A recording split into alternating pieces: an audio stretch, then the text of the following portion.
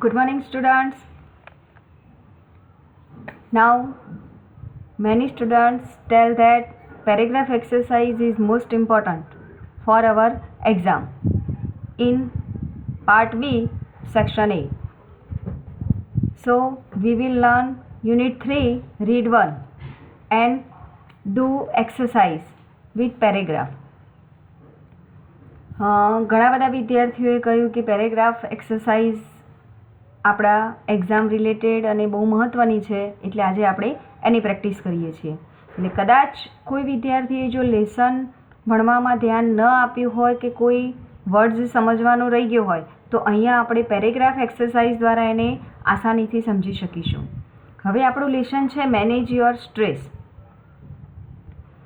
આપણી ઉપર જે તણાવ છે એ તણાવને આપણે મેનેજ કરવાનું છે. તો એને કેવી રીતે મેનેજ કરી શકાય? તો તણાવ લાવવાવાળા જે મહત્ત્વના 3 ઇમ્પોર્ટન્ટ પાર્ટ્સ છે, તો માઇન્ડ, ઇમોશન અને બોડી, આ ત્રણને જો સેપરેટલી સમજી લઈએ ડિટેલમાં તો આપણે આપણા સ્ટ્રેસને મેનેજ કરી શકીએ. આવું આપણે આ લેસનમાં શીખ્યા હતા. હાલ ઘરે બેઠા બેઠા પણ કેટલીક વખત આપણને એવું થાય કે આ રીતે ભણવાનું ફાવતું નથી, આ રીતે આપણને ભણવાનું ગમતું નથી, આવી રીતે ભણેલું મને બરાબર યાદ આવશે કે નહીં આવે.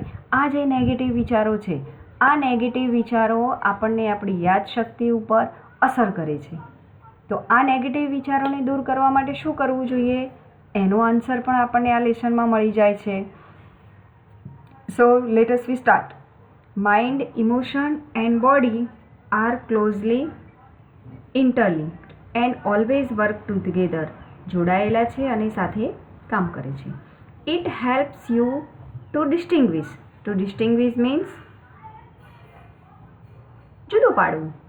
ધેમ more clearly if you try to understand them separately. Separately એટલે ડિફરન્ટલી. જુદી જુદી રીતે જો આપણે એને સમજીએ તો એની વચ્ચેનો જે ડિસ્ટિંગ્વિશ તફાવત છે એ આપણને સમજાય કે મારા સ્ટ્રેસ માટે માઇન્ડ વધારે જવાબદાર છે, ઇમોશન વધારે જવાબદાર છે કે body. Your mental capacities are your abilities. હવે આપણી માનસિક કેપેસિટી કોને કહીશું? આપણું મન આપણે કોને કહીશું? અથવા તો મનની જે તાકાત છે તો એબિલિટી ટુ કોન્સન્ટ્રેટ, આપણી જે કોન્સન્ટ્રેટ કરવાની ક્ષમતા છે. To take in new information, નવી માહિતી લેવી. ટુ રિમેમ્બર ઓલ્ડ, જૂની છે એને યાદ રાખવી. એન્ડ ન્યૂ ઇન્ફોર્મેશન, અને એમાં નવી ઉમેરવી. And to be in a position to think logically. અને જ્યારે આપણી સામે કોઈ પણ મેટર કે ઓબ્જેક્ટ કે ઘટના બને છે ત્યારે એ ઘટનાને લોજિકલી લેવી જોઈએ. દાખલા તરીકે હાલ જે પરિસ્થિતિ ઊભી થઈ છે એ પરિસ્થિતિમાં આપણે એકબીજાને ડાયરેક્ટલી જોઈ શકતા નથી, પણ આ પરિસ્થિતિમાં મારે કામ કરવું હોય તો મારે કયું લોજિક ચલાવવું પડશે? તો ધોરણ 12 પછી હું જે ફિલ્ડમાં જવાનું છું એ ફિલ્ડમાં computer is the must, English language is the must. હાલ આપણને થોડી ઘણી પણ જો તકલીફ પડતી હોય તો ઇંગ્લિશ લેંગ્વેજને કન્ફર્મ કરવામાં, એપ્લાય કરવામાં તકલીફ પડે છે. આપણને સ્ક્રીન સામે જોઈને ભણવામાં તકલીફ પડે છે. પણ 12મા પછી જ્યારે તમે જે ફિલ્ડમાં, કોઈ પણ મેથ્સવાળો સ્ટુડન્ટ્સ હોય કે બાયોલોજીવાળો, તમે જે ફિલ્ડમાં જવાના છો ત્યાં આ system is the most important. તમારે તમારું ઘણું બધું કામ આ રીતે ઓનલાઈન વર્ક કરીને શોધવું પડશે અને એમાં ઇમ્પ્રુવમેન્ટ લાવવી પડશે. કારણ કે તમારી સાથે કોમ્પિટિશન કરવાવાળા જેટલા વિદ્યાર્થી છે, આપણે એવું નથી સમજવાનું કે હું માત્ર વિસનગર કે ગુજરાતના વિદ્યાર્થીઓ સાથે કોમ્પિટિશનમાં છું, પણ વિશ્વના બધા જ વિદ્યાર્થીઓ મારા ફિલ્ડમાં છે, એ બધા જ મારા કોમ્પિટિટર છે. તો એમના માઇન્ડને, એમના બ્રોડ વર્લ્ડને સમજવા માટે મારે આ પદ્ધતિ અપનાવવી પડશે.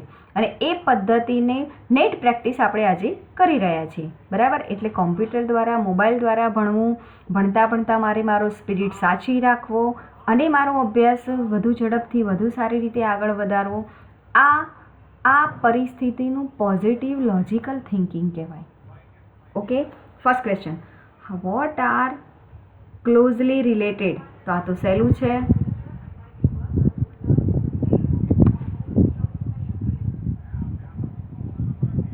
શું છે ભાઈ ક્લોઝલી રિલેટેડ?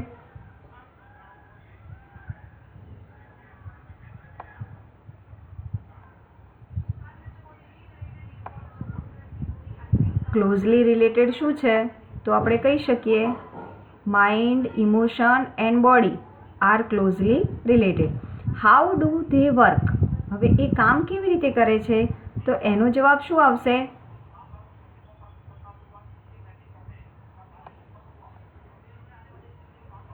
They work. તો આપણે કેવી રીતે લખીશું? આ આખી લીટી એમને એમ લખી શકાય, they interlink and always work together. સાથે કામ કરે છે અને એકબીજા સાથે જોડાયેલા છે. આવો સહેલો આન્સર તો આપણને આસાનીથી મળી જાય. What do you mean by mental ability? હવે મેન્ટલ એબિલિટી છે એનો અર્થ તમે શું ધારો છો? શું છે ભાઈ એનું મેન્ટલ એબિલિટી? તો આપણે કહ્યું કે આપણી માનસિક ક્ષમતા એટલે શું? તો એને શું સમજીશું? આ જે વાત છે,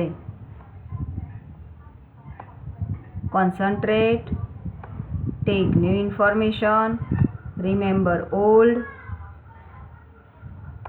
ન્યૂ એમાં જે ઓલ્ડ છે એમાં નવી ઉમેરવી અને to be in a position in logical thinking. આ બધી જે બાબતો છે એ આપણું શું બતાવે છે? મેન્ટલ એબિલિટી બતાવે છે. બરાબર. ચલો નેક્સ્ટ. આમાં બીજો એક ક્વેશ્ચન આવો પણ પૂછી શકાય, how can you understand mind, emotion અને બોડી? આ ત્રણને મારે સમજવું હોય તો કેવી રીતે સમજી શકાય? બોલો મિત્રો, માઇન્ડ, ઇમોશન અને બોડીને કેવી રીતે સમજશો? તો જવાબ કેવી રીતે લખવો પડશે? અહીંથી આપણે શરૂઆત કરીશું.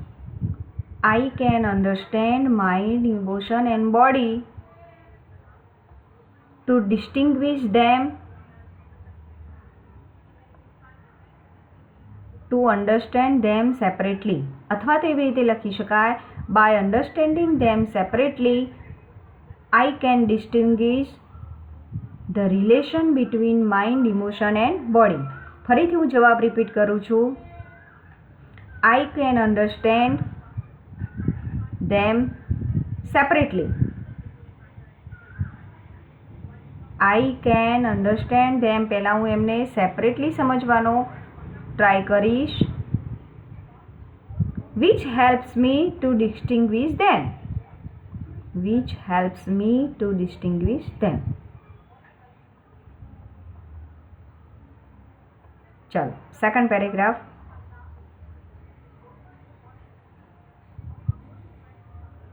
The mind is the rational, logical part of you that helps you to make unemotional choice. લાગણી વગરની ચોઈસ કરવાની હોય તો આપણા માઇન્ડનો રેશનલ, લોજિકલ પાર્ટ આપણને મદદ કરે છે. To store and retrieve information. માહિતી સ્ટોર કરવાની છે કે સ્ટોર કરેલી માહિતીને પાછી મેળવવાની છે. ટુ ઓર્ડર, ક્રમબદ્ધ એ લેવાનું છે કે કેલ્ક્યુલેટ કરવાનું છે. આ બધી બાબતોમાં આપણને માઇન્ડનો લોજિકલ પાર્ટ જબરજસ્ત અસર કરે છે. It is the counter part to the emotion. કારણ કે કાઉન્ટર પાર્ટ એટલે સામાન્ય વિભાગ. ઇટ ઇઝ ધ કાઉન્ટર, આપણી જે લાગણીશીલ બાબતો છે એનો વિરોધનો ભાગ. લાગણી છે એ લોજિકલ ન હોય એટલે માઇન્ડ એનો ઓપોઝિટમાં રહેલો ભાગ છે. A good example of the interaction between mind and emotion is exam nerve.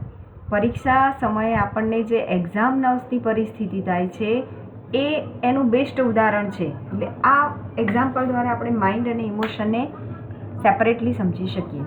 Your mental capacity has help you to retain. Mental capacity આપણને યાદ રાખેલું પાછું મેળવવામાં મદદ કરે છે. What you have revised, you know your stuff. એટલે આપણે જે સ્ટફિંગ એટલે કે જે મેમરીમાં સ્ટોર કર્યું છે તે. But when you enter the exam room and start getting emotional by expecting difficulties and imagining failure. પણ જ્યારે પરીક્ષા રૂમમાં આપણે પ્રવેશ કરીએ એટલે આપણે લાગણીઓનો ધસારો શરૂ થઈ જાય અને એ લાગણીઓનો ધસારોમાં એ લાગણીઓ આપણને શું કહે છે?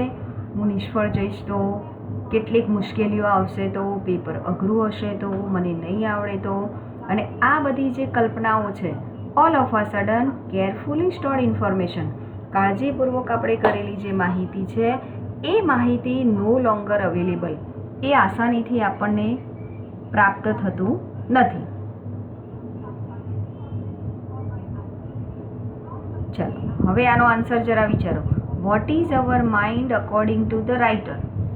રાઇટરના મત મુજબ આપણું માઇન્ડ છે એ શું છે?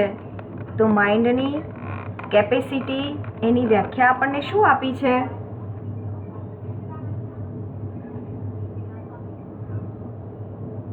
તો શું આવશે? માઇન્ડ ઇઝ ધ, આપણો આ આન્સર છે.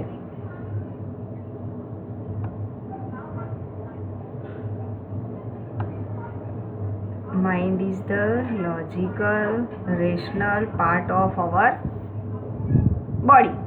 આ રીતે આપણે લખવાનું છે. બીજો આન્સર આપણે એવું પૂછી શકીએ, what can the mind do against the emotion? તો શું થશે? It helps us to make unemotional choice. It helps us to make unemotional choice. આપણી અનઇમોશનલ ચોઇસ કરવાની હોય, લાગણી વગરની ચોઇસ કરવાની હોય, તો આપણને કોણ વધારે મદદ કરશે? આપણું mind. How do emotions sometimes fail our mental capacity? હવે આ જે લાગણી છે એ આપણી મેન્ટલ કેપેસિટીને કેવી રીતે નિષ્ફળ બનાવશે? તો આપણી જે માનસિક ક્ષમતા છે એને નિષ્ફળ બનાવવા માટે કઈ કેપેસિટી અને કેવી રીતે નિષ્ફળ બનાવશે? આપણે શું જોયું હતું? તો આ છે ને, ઇમોશન આપણને નેગેટિવ થિંકિંગ આપશે, એક્સપેક્ટિંગ ફેકલ્ટીઝ એન્ડ ઇમેજાઇન ફેલ્યોર. આ જે બાબતો છે ને એ આપણે આન્સરમાં લખવાની છે, પણ એને લખશું કેવી રીતે?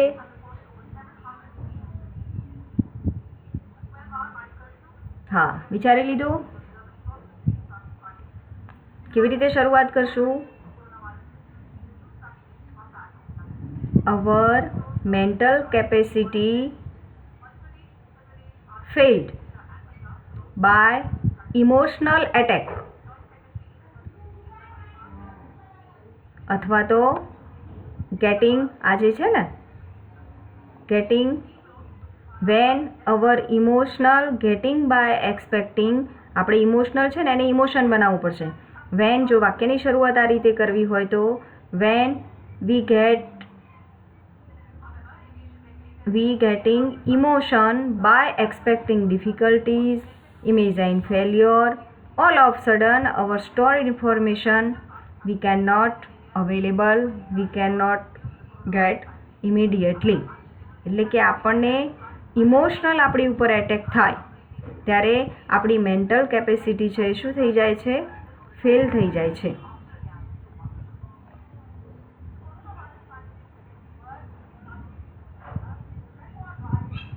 ચલો,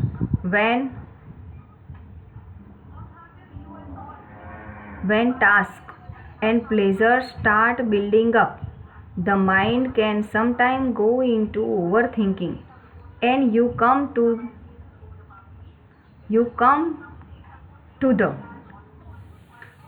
thought, I wish there was a switch in my head that I could flick and turn off all the thoughts going around in my mind. એટલે કે જ્યારે આપણી ઉપર પ્રેશર આવે છે ત્યારે આપણું માઇન્ડ શું કરે છે? ઓવર થિંકિંગમાં જાય છે અને આપણને એવું થાય કે આટલું બધું ટેન્શન છે ને આવું બધું છે, એના કરતાં મારા મગજમાં કોઈ સ્વિચ હોય તો જેથી કરીને ફ્લિક હું એ સ્વિચ પાડી દઉં અને આ બધા જ થોટ છે એને મારા મગજમાંથી કાઢી દઉં. પણ ઇટ ઇઝ નોટ ઇઝી. આ મગજમાં આવેલી જે આશા છે, ઇટ્સ નોટ ઇઝી. એ સરળ નથી. આપણા મગજમાં સ્વિચ છે પણ નહીં ને આપણે અચાનક બધા વિચારો મગજમાંથી ડિલીટ પણ કરી શકીએ નહીં. ધેર ઇઝ અ ટેકનિક, પણ કેટલીક પદ્ધતિઓ છે. એ પદ્ધતિ help you to during the problem of over thinking. ઓવર થિંકિંગના પ્રોબ્લેમમાં આપણને મદદ કરશે. સે ટુ યોર સેલ્ફ. અને કઈ રીતે? તો એ વખતે જ્યારે ઓવર થિંકિંગ થાય ત્યારે આપણે આપણી જાતને રિપીટેડલી શું કહેવાનું છે? ડ્યુરિંગ ધ ડે, આખા દિવસ દરમિયાન, I have no expectations and I will deal with whatever happen when it happen. એટલે કે મને કોઈ અપેક્ષા નથી. આપણે હતાશ થઈ જઈએ છીએ આપણા ટાસ્ક ઉપર પ્રેશર આવે છે એનું કારણ કે આપણે જે કામની શરૂઆત કરીએ છીએ એ કામની પાછળ આપણી કેટલીક અપેક્ષાઓ હોય છે. દાખલા તરીકે આપણે ભણવાની શરૂઆત કરી, પણ કદાચ વિડીયો દ્વારા આપણને કોઈ ડિફિકલ્ટી આવી તો તરત જ આપણા મગજમાં એવો વિચાર આવશે, કારણ કે આપણે એક્સપેક્ટેશન લઈને બેઠા છીએ કે મને 12 સાયન્સનું બધું જ સબ્જેક્ટ આવડવું જોઈએ. હું જ્યારે ફિઝિક્સ ભણતો હોઉં ત્યારે ચોપડીમાં છે ટોટલી મને સમજાવવું જોઈએ. પણ દર વખત એવું શક્ય હોતું નથી. પણ એમાં ડિપ્રેસ થવાની જરૂર નથી. નો એક્સપેક્ટેશન. હાલ હું માત્ર એને સમજવાનો પ્રયત્ન કરીશ, પછી હું ફરીથી ટ્રાય કરીશ. પણ એક જ ફર્સ્ટ ટ્રાયલે મને બધું જ સમજાઈ જવું જોઈએ, આ આપણું ઓવર એક્સપેક્ટેશન છે. જો મને નહીં સમજાય તો આઈ ડીલ વિથ. એનો મતલબ જેટલું મને સમજાવશે, જ્યારે મને સમજાવશે ત્યાં સુધી મારો ટ્રાયલ ચાલુ રહેશે. આ આપણું પોઝિટિવ થિંકિંગ છે. એટલે વધારે પડતી એક્સપેક્ટેશન છે એ આપણને હતાશ કરે છે. ચલો, when can mind go into over thinking? Mind ક્યારે ઓવર થિંકિંગમાં જાય છે? તો શું આવશે? When task and pleasure start building up, mind can go in a over thinking.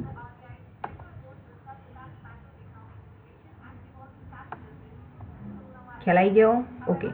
Vote should we say to our selves during the problem of over thinking? બહુ સહેલી વાત થઈ ગઈ ભાઈ, કે ઓવર થિંકિંગનો પ્રોબ્લેમ આવે ત્યારે આપણે આપણી જાતને શું કહેવાનું છે? આપણે શું કહીશું? આ છે,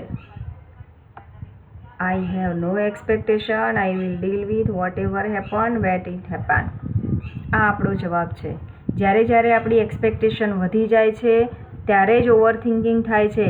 એટલે હું એક્સપેક્ટેશન પણ રાખીશ નહીં અને ઓવર થિંકિંગ પણ કરીશ નહીં. હવે એક એવો પ્રશ્ન એવો થાય કે વિચ ટેકનિક્સ, જો અહીં આપણે આ ક્વેશ્ચન આપેલો છે, આને સોલ્વ કરીએ.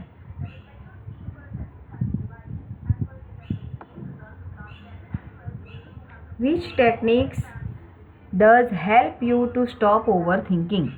ઓવર થિંકિંગને મારે સ્ટોપ કરવો છે તો કઈ પદ્ધતિ મને મદદરૂપ થશે? તો કયું આવશે આન્સર? શું આવશે? સે ટુ યોર સેલ્ફ રિપીટેડલી. આપણે વારંવાર આપણી જાતને શું કહેવાનું છે? સે ટુ યોર સેલ્ફ રિપીટેડલી. પછી આ જ વાત, આન્સર આપણે 2 નંબરનો લખ્યો એ જ આમાં લખવાનું છે. I have no expectation and I deal with whatever happen when it happen. ચલો, વોટ ઇઝ નોટ ઇઝી?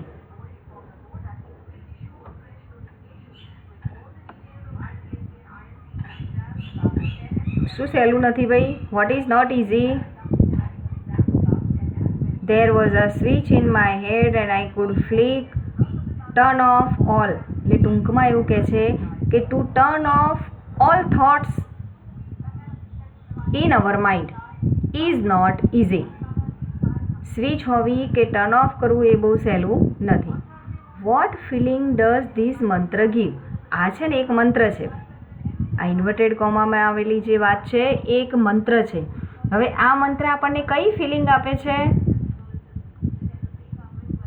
તો વન વિલ ફીલ કામર, શાંતિનો અનુભવ થાય. One will feel calmer mentally and emotionally.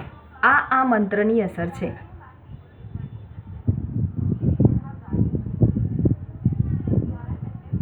One will feel calmer and calmer, શાંતિનો અનુભવ થાય છે mentally અને ઇમોશનલી. આ બંને બાબતો આપણને જોવા મળે છે. ચલો next. When emotions have taken you over it becomes nearly possible to think clearly. ઇમોશન આવી જાય એટલે આપણું જે થિંકિંગ છે એ ઇમ્પોસિબલ બની જાય. એટલે વિચારવાનું બંધ ના થઈ જાય, પણ જે ક્લિયર થિંકિંગ છે એ બંધ થઈ જાય. then it becomes very easy to make unwise decision. એટલે આપણે ડાપણ ભરેલા ન હોય એવા ડિસિઝન લઈએ અને એગ્રી થઈ જઈએ ટુ સમથિંગ, કોઈની પણ સાથે, which is not your advantage, જેમાં આપણો લાભ ન હોય એ કરવા માટે પણ આપણે સંમત થઈ જઈએ. અને the screen exercise show you. હવે એમાં જે એક્સરસાઇઝ આપણને આપી હતી એ શું કરશે? ટુ સ્ટેપ બેક, એમાંથી પાછા કેવી રીતે આવવું આપણને સમજાવશે. ઇમોશનલી ડિટેચ એટલે છૂટા પડવું, પોતાની જાતને લાગણીમાંથી કેવી રીતે છૂટી પાડવી, અને એ પણ કરંટ સિચ્યુએશનમાં, એ આપણને સ્ક્રીન એક્સરસાઇઝ બતાવશે. સો દેટ જેથી કરીને you can see more clearly what is going on, શું બની રહ્યું છે તમે વધારે સ્પષ્ટતાથી જોઈ શકો. ચલો, what happen when emotion take over? Emotion take over થાય તો શું થાય? તો આપણો આન્સર આ સહેલો જ છે. તો શું આવશે? It becomes nearly impossible to think clearly, સ્પષ્ટ વિચારી શકીએ નહીં. What does screen exercise show? તો સ્ક્રીન એક્સરસાઇઝ આપણને શું બતાવશે?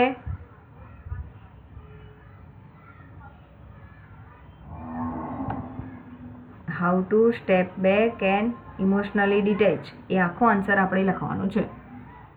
From yourself, from your current situation, આ આપણને બતાવશે. જો આના બીજા ક્વેશ્ચન આવા પણ હોઈ શકે. What can be the result of screen exercise? Screen એક્સરસાઇઝનો રિઝલ્ટ શું હોઈ શકે? તો શું થશે? We can see more clearly what is going on. શું આવશે આનો જવાબ? We can see more clearly what is going on. What does nothing seems easy and positive? Why does nothing seems easy and positive? મિત્રો, બધું સહેલું, positive કેમ દેખાતું નથી? સરળ અને પોઝિટિવ કેમ લાગતું નથી? When emotions have take you. અને જો બીકોઝથી જવાબ લખવો હોય તો શું લખશો? Nothing seems easy and positive because life become કેવી બની જાય છે? પોઝિટિવ લાગતું નથી.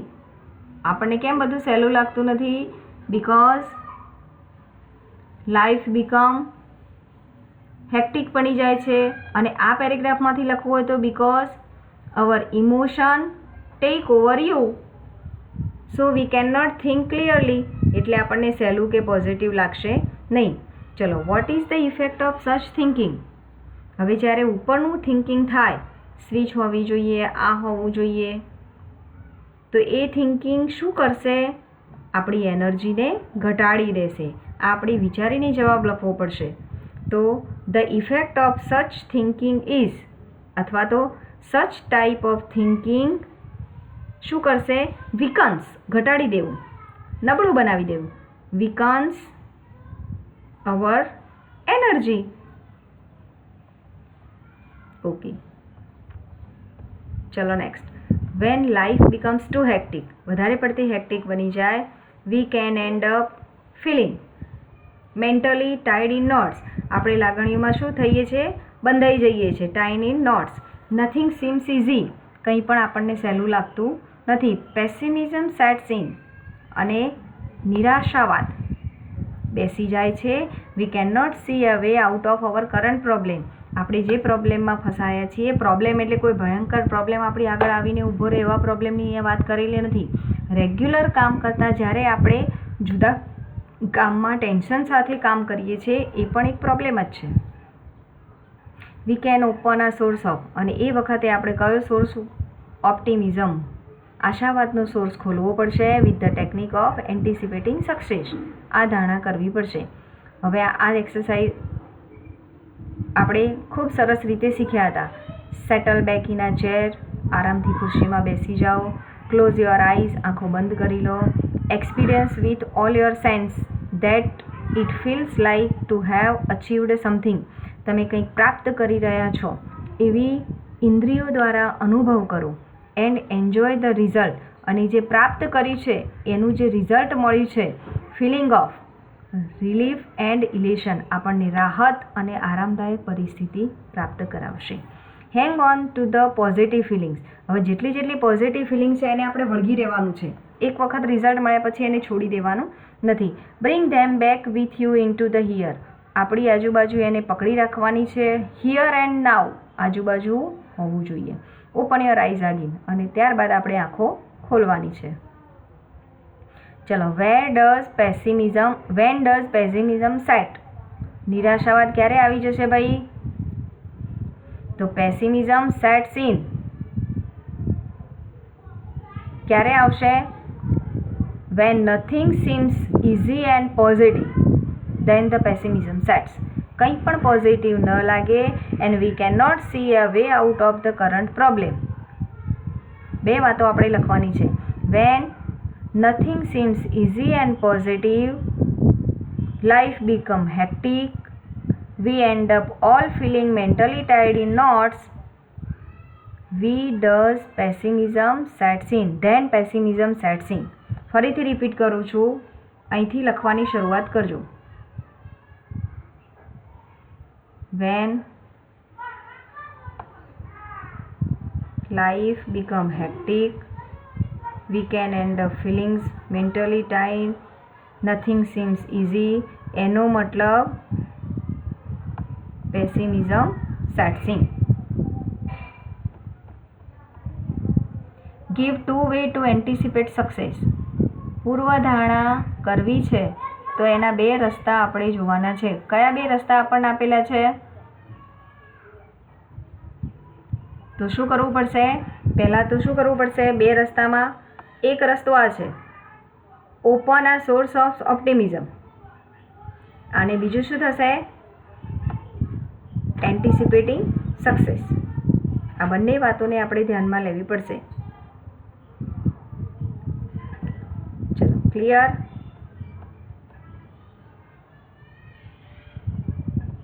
ચલો, આ તો હવે બહુ સહેલું લેસન છે. Half the problem with being stressed and unable to concentrate properly is that you do not breathe deeply enough to supply your brain with sufficient oxygen.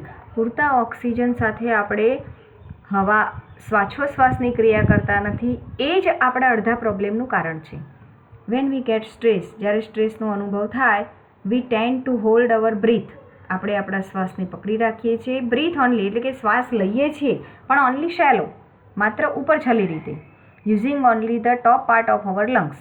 આપણા ફેફસાનો માત્ર ઉપરનો ભાગ છે એને જ આપણે ધ્યાનમાં લઈને ઓક્સિજન લઈએ છીએ. In order to deepen your breathing એટલે કે જો ઊંડાણપૂર્વક શ્વાસ લેવો હોય તો get oxygen all the way up into the brain. અને એ રીતે આપણે શ્વાસ લઈએ તો જ ઓક્સિજન બ્રેઇન સુધી પહોંચે. એટલે કે આપણે આમ તો જનરલી એવું કહેવાય કે દરેક શ્વાસોશ્વાસની ક્રિયામાં લેવાતો oxygen up to the brain સુધી પહોંચવો જોઈએ, પણ ઘણી વખત એવું થતું નથી. Why could we not concentrate properly? આપણે પ્રોપરલી કોન્સન્ટ્રેટ કરી શકતા નથી. એનું કારણ શું છે? તો આપણું છે આન્સર આ. બીકોઝ, અહીંથી જવાબ લખજો. we could not concentrate properly because we, અહીંથી યુ છે, તમારે શું લખવાનું છે? યુની જગ્યાએ આપણે શું લખીશું? અહીંયા તમારે શું લખવું પડશે?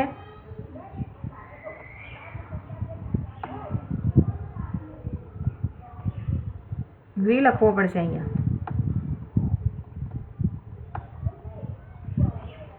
we breathe, we do not breathe deeply enough to supply your brain with sufficient oxygen, so we could not feel concentrate properly અથવા તો we could not concentrate properly. Why should we deepen our breathing? Okay, ફરીથી answer બોલું. Okay, we could not concentrate properly because we do not breathe deeply enough. આટલું લખજો. we do not breathe deeply enough. why should we deepen our breathing? આપણું breathing ડીપન એટલે કે ઊંડાણપૂર્વક શા માટે લેવું જોઈએ? તો એનો જવાબ શું છે? Two gate oxygen all the way up into the brain. we should, અહીંથી શરૂઆત કરજો. we પછી વચ્ચે આપણે ક્રિયાપદ લખવું પડશે ને, તો કયું લખીશું? Should. We should deepen our breathing to get. અહીંયા શું કરીશું આપણે? અહીંથી આન્સર લખીશું. અહીંયા શું લખશો?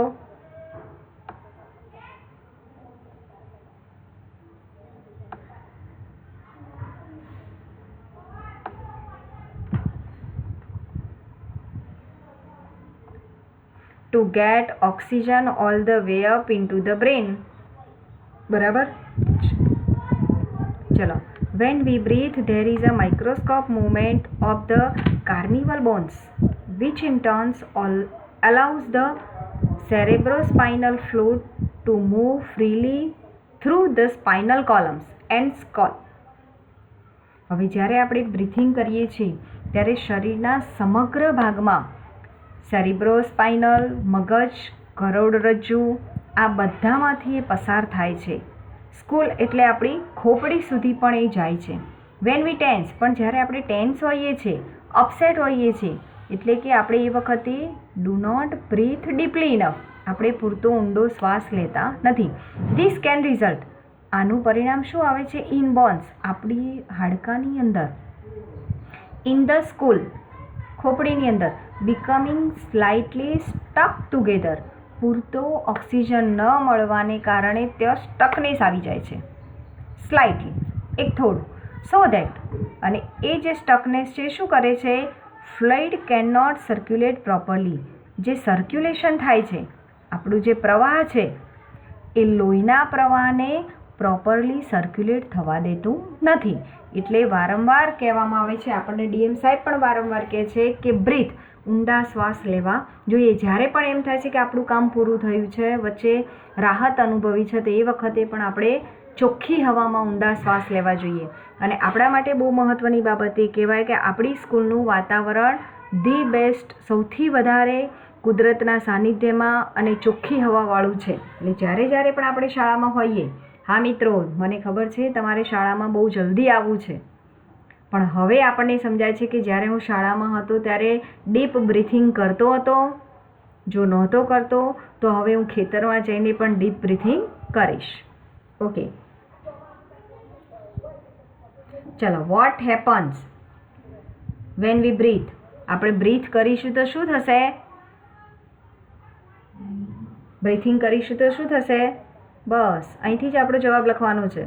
Van we breathe, there is a microscopic movement વાળો of the carnival bones, which in turn allow the cerebrospinal fluid to move freely through the spinal columns and skull. ચલો. What happen when we are tensed or upset? આપણે tense અને upset હોઈએ તો શું થાય છે? તો આપણો આન્સર છે આ. when we tensed or upset, don't breathe deeply enough, આપણે પૂરતું શ્વાસ લેતા નથી. સો દેટ, અને એનું પરિણામ શું આવે છે? The fluid can not circulate properly, એ પ્રોપરલી સર્ક્યુલેશન થતું નથી. ચલો, આ આન્સર આપણે ટેસ્ટમાં પૂછી શકાય એવા છે. આવા બીજા કેટલાક આન્સર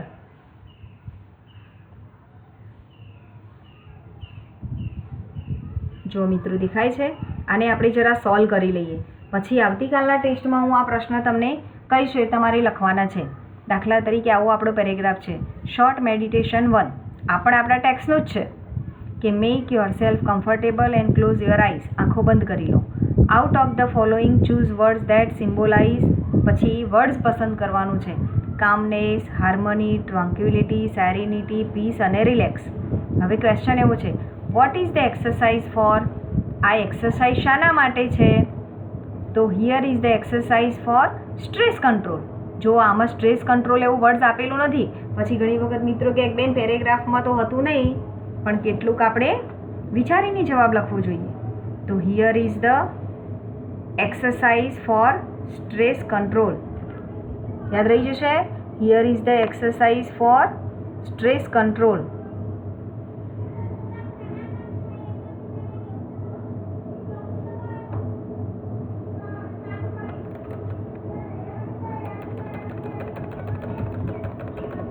ઓકે, ચલો second. How many words are given for selection which? કેટલા વર્ડ્સ અંદર આપેલા છે? તો 1 2 3 4 અને 5 અને આ કેટલા છે? 6. પણ અહીંયા કયા વર્ડ્સ એના એ છે?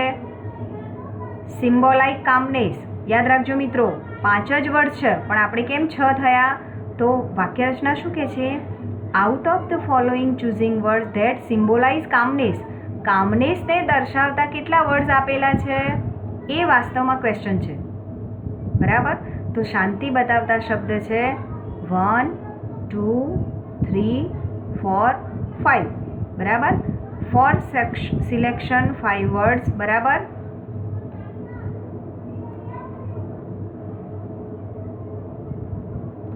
ઓકે, ચાલો. Meditation on your chosen word. Second paragraph. Visualize scenes that ties in with the words or build up mental image that illustrate the words. શબ્દનું એક્ઝામ્પલ આપે એવી મેન્ટલ ઇમેજ આપણે ઊભી કરવાની છે. You can spend some times imaging that. તમે કેટલોક સમય એવું ઇમેજ કરીને પસાર કરો. It would feel like it experience harmony, કે જેમાં તમને કેવું અનુભવ થાય, કેવી અનુભૂતિ થાય? Harmony, tranquillity inside yourself. આપણી અંદર આવી પરમ શાંતિ, અદ્ભુતતાનો અનુભવ થાય, આવું કલ્પના કરીને આપણે બેસવાનું છે. પછી ઓપન યોર આઈઝ અગેન. હવે તમે આંખો ખોલો. ચલો. How many steps are there in the process? આવા પ્રોસેસમાં આપણને કેટલા સ્ટેપ આપેલા છે?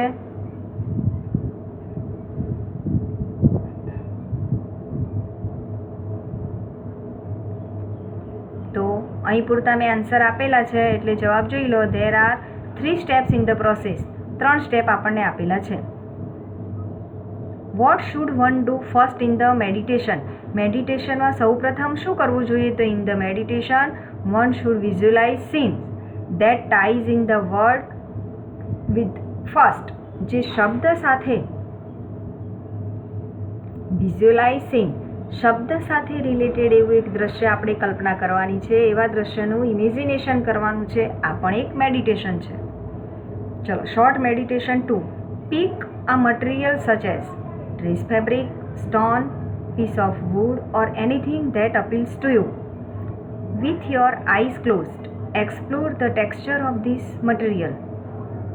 ખ્યાલ આવી ગયો? આ મટીરિયલમાંથી શું શું બનાવી શકાય એના સ્ટ્રક્ચર આપણા માઇન્ડમાં આંખો બંધ કરીને ઊભા કરવાના છે. Spend at least minutes two doing this. આમાં તો મિનિટ કરતાં પણ ઘણા બધા સમય થઈ જાય. જો છોકરીઓ હોય અને એક સરસ મજાનું કાપડ, ફેબ્રિક આપણે આંખો સામે આવી હોય તો એમાંથી વિધિન સેકન્ડમાં, વિધિન મિનિટમાં તો આપણે પુષ્કળ ડ્રેસ બનાવી દઈએ. એ જ રીતે સરસ મજાનો લાકડાનો ટુકડો છે તો મિસ્ત્રી આંખો બંધ કરીને લાકડાના ટુકડામાંથી ઘણી બધી આઈટમો બનાવી શકે. હવે આપણને આ બહુ સહેલી વાત લાગે, પણ એવું કરવા આપણે જઈએ ત્યારે આપણા મેન્ટલ સ્ટ્રેસને ઘણી બધી દૂર કરી શકાય. ચલો. How many steps should one follow in short meditation? In short meditation one should follow 3 steps. આ જે 3 સ્ટેપ આપણને આપેલા છે એ 3 સ્ટેપ ક્લોઝ આઈઝ, મેકઅપવાળું છે અને આ મિનિટ પસાર કરવાની છે. How much time should be spent in doing?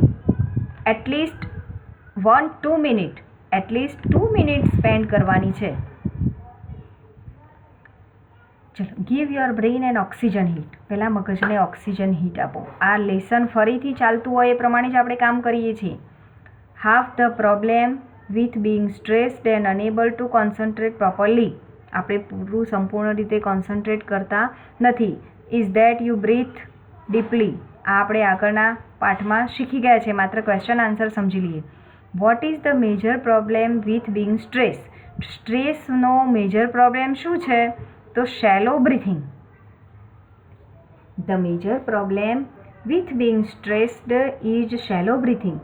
It results in short supply of oxygen to our brain. એનો મતલબ આપણા બ્રેનને પૂરતો ઓક્સિજન મળતો નથી. What should one do for this problem? આ પ્રોબ્લેમને માટે કોઈ એક વ્યક્તિએ અથવા તો કોઈએ શું કરવું જોઈએ? For this problem one should breathe deeply.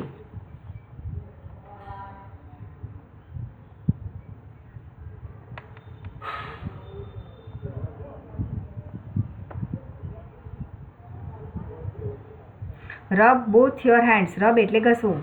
Together for a moment to create energy. આપણે આમે સવારે પ્રેયર પછી જે એક્સરસાઇઝ કરીએ છીએ એમાં આપણે આપણા બંને હાથ રબ કરીએ છીએ, બરાબર, અને એમાંથી શક્તિ પેદા કરીએ છીએ. Place your palm on the top of the other on the area just below your navel. આપણી ડૂંટીની બાજુએ બે ઘસેલા હાથ આપણે મૂકવાના છે. Breathe consciously into your belly. પછી પેટ ઉપર આપણું કોન્સન્ટ્રેશન કરીને શ્વાસ લેવાના છે. Making your palm in raise in every breath. અને જેવું તમે શ્વાસ લેશો અને છોડશો એટલે તમારા હાથ રેઝ ડાઉન થતા હશે. Imagine breathing oxygen into your brain. અને એ વખતે આપણા માઇન્ડને કામ આપવાનું છે કે આ હું ઓક્સિજન લઉં છું એ છેક મારા બ્રેઇન સુધી પહોંચે છે. એટલે જે ઇમેજાઇન છે ઇટ મોસ્ટ ઇમ્પોર્ટન્ટ. એક્સરસાઇઝ કરતી વખતે તમે શું વિચારીને એક્સરસાઇઝ કરો છો એ પણ ખૂબ મહત્ત્વનું છે. How many steps are suggested? તો there are 4 steps suggested here. What should one do to create energy? Energy create કરવા માટે શું કરવું પડશે? તો rub both your hands together for a moment. મિત્રો, આપણને પરીક્ષામાં પેરેગ્રાફ ગમે તે પૂછાય, પણ જો પેરેગ્રાફની લીટીએ લીટી આપણે સંપૂર્ણ રીતે સમજ્યા હોઈએ તો આસાનીથી આપણે આનો આન્સર લખી શકીએ અને એ સમજી પણ શકીએ. આ જ આન્સર આપણને શોર્ટ નોટ લખવામાં પણ મદદ કરશે. હવે જ્યારે એસે પૂછાતો હોય, પેરેગ્રાફ રાઇટિંગ પૂછાતું હોય તો એમાં પણ આ જ આપણને મદદરૂપ થશે. એટલે આ question answer we must write in our notebook. Okay, bye. Now next we will learn second lesson with paragraph writing.